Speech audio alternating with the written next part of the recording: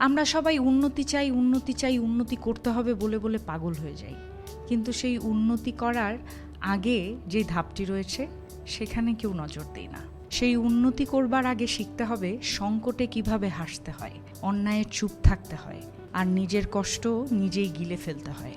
উন্নতির আগেই দরকার মানসিক পরিপক্কতা। উন্নতির স্বপ্ন সবাই দেখে, কিন্তু কজন জানে সেই পথটা কতটুকু কাঁটায় ভরা থাকে।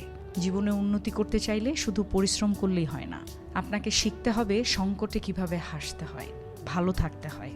দুর্দিনে যারা মুখে হাসি ধরে রাখতে পারে তারাই সত্যিকারের মানসিক শক্তির পরিচয় দেয়। শিখতে হবে অন্যায় দেখেও চুপ থাকতে হয় কিভাবে, কারণ সব যুদ্ধে আপনার অংশ নেওয়াটা দরকারি নয়। কিছু যুদ্ধ উপেক্ষাই শক্তি।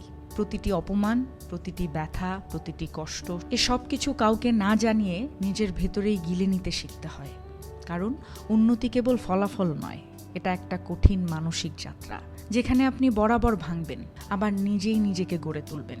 তাই বলি, উন্নতি চাইলে আগে শিখতে হয় সহ্য করতে, নিজেকে নিয়ন্ত্রণ করতে, আর নীরবে শক্তি সঞ্চয় করতে। বিশ্বাস করুন, এই নীরবতাই একদিন আপনার সবচেয়ে জোরালো আওয়াজ হবে।